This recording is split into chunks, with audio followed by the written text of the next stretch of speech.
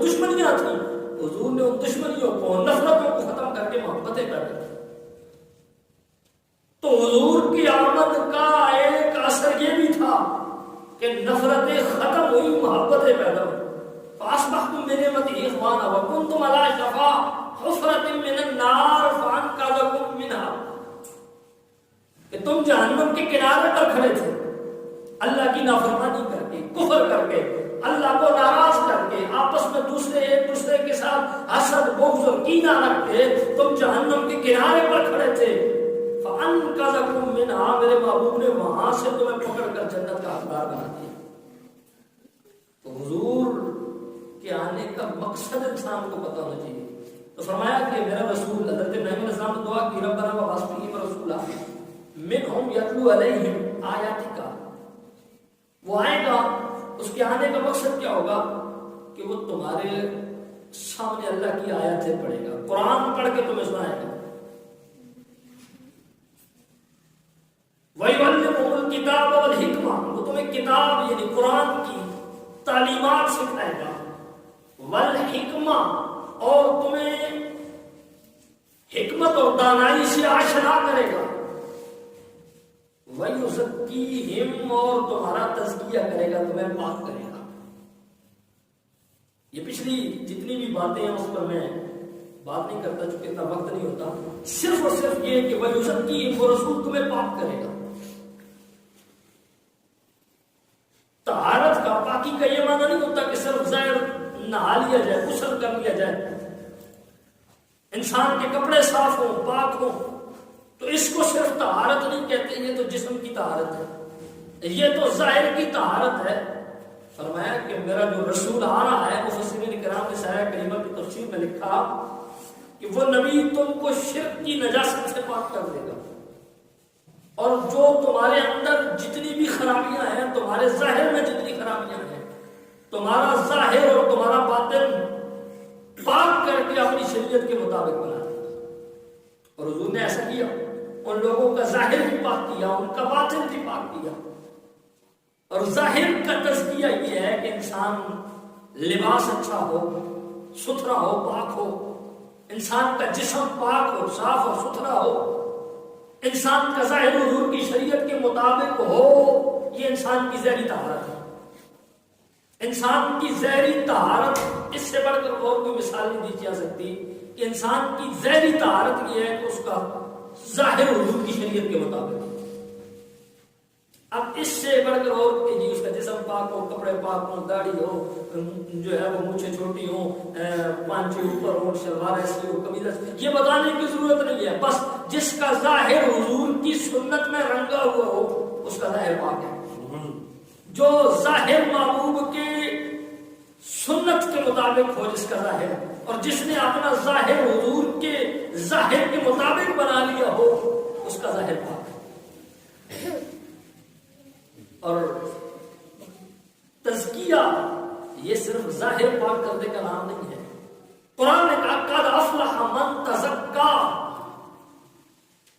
کامیاب ہو گئے وہ لوگ جنہوں نے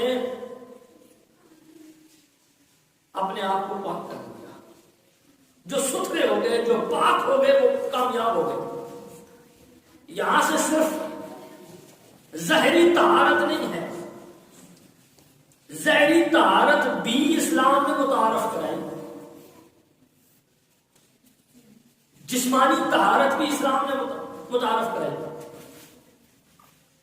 وگرنہ آپ پرانی سکھوں کی تاریخ اٹھا کے دیکھ لیں، پرانے جو سکھ تھے، آج کل تو وہ بھی ماڈرن ہو گئے، وہ بغلوں کے نیچے سے جو بال تھے وہ صاف نہیں کرتے تھے، ناف کے نیچے جو بال ہوتے ہیں وہ صاف نہیں کرتے تھے، پیدا ہوئے جو پیر ہو گئے، پھر مرتے دم تک وہ جدھر مرضی بڑھتے چلے جائیں وہ صاف نہیں کیا کرتے تھے۔ اسی لیے ان سے بے شک وہ جتنے نہا دھو لیں، پاکی حاصل کر لیں، ان سے ایک ایسی قسم کی گھن آتی تھی، بو آتی تھی، ان کا لباس جتنا بھی اجلا ہو ان کے پاس کھڑا نہیں ہوتا تھا۔ تو ظاہری طہارت بھی اسلام نے بتائی۔ آپ نماز کے لیے 5 وقت وضو کرتے ہیں، ہاتھ دھوئے، بازو دھوئے، پاؤں دھوئے، چہرہ دھویا، سر کا مسح کیا، گردن کا مسح کیا، انگلیوں کا خلال کیا، پاؤں دھوئے، یہ سارے ظاہر کی طہارت ہے، جسم کو صاف کرنے کا ہے۔ غسل کو شریعت نے متعارف کرایا۔ میں نے تاریخ کے اندر یہ خود پڑھا ہے کہ اسلام سے پہلے نہانے کا تصور ہی نہیں تھا۔ یہ جو فرانس جس کو آپ بڑا ترقی یافتہ سمجھتے ہیں، یہ لوگ نہاتے نہیں تھے۔ آپ کو اگر پرفیوم لینا ہونا، اچھا پرفیوم، آپ کو اگر فرانس کا پرفیوم مل جائے سب سے اچھا ہوگا، اور وہ اتنا اچھا ہوتا ہے، اتنا وہ کوالٹی والا بناتے ہیں کہ اگر آپ ایک دفعہ لگا لیں تو آپ سے 1 مہینے تک خوشبو نہیں جائے گی، بلکہ اس سے زیادہ بعض اوقات تو کئی مہینوں تک لگی رہتی ہے۔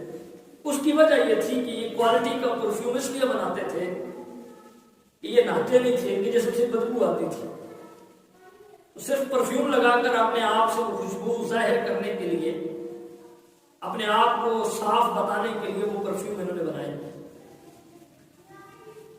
یہ نہانے کا تصور، یہ بغلوں کے نیچے بالوں کی صفائی کا تصور، یہ ناف کے نیچے جو بال ہیں ان کو صاف کرنے کا تصور، ناخن کاٹنے کا تصور، یہ کس نے دیا؟ اسلام۔ اور وضو کے حوالے سے بھی علماء کرام بیان فرماتے ہیں، حدیث رسول کا مفہوم ہے کہ صحابہ کرام فرماتے ہیں کہ حضور صلی اللہ علیہ وسلم نے حدیث رسول میں یہ چیز بیان فرمائی، حضور صلی اللہ علیہ وسلم نے، کہ دیکھو کہ ایک بندہ جب نہر کے کنارے پر ہو اور دن میں 5 مرتبہ اس میں غسل کرے، نہائے، اپنے جسم کو دھوئے، تو صحابہ کرام سے حضور نے سوال کیا کہ اس کے جسم پر کوئی میل رہ سکتی ہے؟ صحابہ کرام فرمایا یا رسول اللہ، جو بندہ 5 مرتبہ دن میں نہائے، جسم کو دھوئے، اس کے جسم پر کون سی میل رہنی ہے، کون سی اس کے اوپر جسم کے اوپر نجاست رہنی ہے؟ تو فرمایا نماز کے لیے وضو بھی اسی طرح ہے کہ تم جب 5 وقت آ کے نماز کے لیے وضو کرو گے تو بتاؤ تمہارے جسم پر کوئی گناہ، ظاہری طہارت تو ہوگی، ظاہری میل تو ختم ہوگی، لیکن وضو کرنے سے گناہ بھی چھڑتے ہیں۔ فرمایا یہ وضو تمہیں ظاہر کو بھی پاک کرے گا، تمہارے اندر کو بھی پاک کر دے گا۔ حضور نے فرمایا یہ تمہارے صحابہ کرام، اس لیے علماء کرام فرماتے ہیں کہ وضو کا جو پانی ہے اس کو مسجد کے اندر نہیں گرانا چاہیے۔ حضرت سیدنا امام اعظم ابو حنیفہ رضی اللہ تعالیٰ عنہ، آپ بیٹھے ہوئے ہیں تو ایک شخص وضو کرنا چاہے، آپ کے سامنے اس نے وضو کیا، آپ نے اس کو دیکھ کر فرمایا زنا کرنا چھوڑ دے۔ وہ بڑا حیران ہوا کہ یہ بات تو میرے اور جو میں حساب کتاب کرتا ہوں ان کے درمیان ہے، آپ کو کس نے بتایا کہ میں زانی ہوں؟ آپ نے فرمایا جب بندہ مومن وضو کرتا ہے تو اس کے جسم سے جو پانی گرتا ہے اس کے ساتھ اس کے گناہ گرتے ہیں، اور تیرے جسم سے جو پانی گر رہا ہے اس کے اندر زنا کا اثر میں دیکھ رہا ہوں، اس لیے تو زنا سے بچ رہا ہے۔ ایک اور شخص کو دیکھا، وہ وضو کر رہا ہے، آپ نے فرمایا جھوٹ نہ بولا کر۔ کہنے لگا جی میں تو جھوٹ بولتا ہوں، آپ کو کس نے بتایا؟ فرمایا تیرے جسم سے جو وضو کے پانی کے قطرے گر رہے ہیں ان کے ساتھ تیرے جھوٹ بھی گر رہے ہیں، تو میں نے ان کو دیکھ لیا۔ پھر حضرت امام اعظم ابو حنیفہ نے رب کی بارگاہ میں دعا کی، مولا یہ جو کچھ مجھے نظر آتا ہے نہ نظر نہ آئے، کیونکہ مخلوق کی عیب ہے نا، یہ مخلوق کا اور تیرا پردہ ہے، یہ تو میں جو زنا کرتا ہے اس کا میں وضو کرتا ہے مجھے نظر آ جاتا ہے، وہ جھوٹ بولتا ہے اس کا پانی گرتا ہے مجھے سمجھ آ جاتا ہے، مولا یہ میرے سے چھپا لے، یہ تیرا تو ہی پردے رکھ سکتا ہے، اور یہ پردے رکھنا تیرا ہی کام ہے۔ آپ سوچیں نا کہ اگر آپ کو مجھے یہ وضو کے پانی میں گناہ نظر آنا شروع ہو جائے تو کیا خیال ہے؟ ہم ایک دوسرے کو زندہ رہنے دیں؟ سوال ہی پیدا نہیں ہوتا۔ اور اگر ایسا کوئی کسی کو پتہ چل جائے تو وہ دوسرے کو بات نہ کرنے دے، تو بڑی باتیں کرتا ہے، تو نے یہ کام کیا ہے، تو چور ہے، تو جھوٹ بولتا ہے، تو زانی ہے، تو جناب شرابی ہے، اور میں نے خود دیکھا ہے۔ تو فرمایا کہ یہ خالق کا ہی کام ہے، یہ اس مالک کا ہی کام ہے کہ وہ ہزار عیب دیکھ کر بھی پردے ڈالتا ہے۔ حضرت میاں محمد بخش صاحب کی کھڑی اللہ رحمہ آپ نے فرمایا تھا کہ ایک گناہ میرا ماں پہ دیکھے تو دیوے دیس نکالا۔ امی ابو کو پتہ چل جائے نا کہ یہ غلطی بیٹا کر کے ہے، ایک بار معاف کریں گے، 2 بار معاف کریں گے، آخر تنگ آ کے کہیں گے دفعہ ہو جاؤ، بعض لوگ اخباروں میں دے دیتے ہیں کہ اس کا ہمارے ساتھ کوئی تعلق نہیں ہے، کوئی قتل کرتا ہے، جرم کرتا ہے، جھوٹ بولتا ہے، کسی کی جناب عزت پر ہاتھ ڈالتا ہے، ڈاکہ دھڑی کرتا ہے، ہمارا اس کے ساتھ تعلق ہونی چاہے گولی مار دو چاہے جیل میں ڈال دو، ہم نہ اس کو لینے آئیں گے نہ اس کی ضمانت کروائیں گے، کچھ بھی نہیں کریں گے۔ کیوں؟ کہ وہ اس کے گناہوں سے تنگ آ جاتے ہیں۔ فرمایا ایک گناہ میرا معاف کر دیکھے دیوے دیس نکالا۔ یہ میاں صاحب فرمائیے اللہ کے ولی کا کلام ہے، اور اللہ کے ولی کا کلام حدیث اور قرآن کی روشنی میں ہوتا ہے۔ اللہ کا ولی جب بھی بات کرتا ہے قرآن اور حدیث کی روشنی میں بات کرتا ہے۔ فرمایا ایک گناہ، یہ صرف ماں باپ کی بات نہیں ہے، ماں باپ تو پھر بھی پردے ڈال دیتے ہیں، آپ کے ساتھ رہنے والے آپ کے دوست ہوں، آپ کے محلے دار ہوں، پڑوسی ہوں، رشتے دار ہوں، ماں باپ پھر بھی پردہ ڈال دیتے ہیں، لیکن وہ ایک چیز دیکھیں گے اور اتنی دیکھیں گے اتنی بنا دیں گے۔ فرمایا ایک گناہ میرا ماں پیو ویکھے دیوے دیس نکالا، 100 گناہ میرا مالک ویکھے پردے پاؤں۔ میں ایک گناہ اگر تیرے ماں باپ دیکھ لیں، تیرے رشتے دار دیکھ لیں، تیرے دوست دیکھ لیں، وہ تجھے گھر سے نکال دیتے ہیں، تیرا کھانا پینا بند کر دیتے ہیں، تیرے ساتھ بول چال سوشل بائیکاٹ ہو جاتا ہے، سب کچھ بند کر دیتے ہیں، اس مالک کا شکر نہیں ادا کرتا کہ صبح شام تیرے گناہ بھی دیکھتا ہے پھر پردے بھی ڈال دیتا ہے، تیرے آنکھوں پر اس نے پردے بھی ڈال رکھے ہیں، تجھے چھپا رکھا ہے، باقی آپ کو مجھے پتا تو ہے نا ہم جو کچھ ہے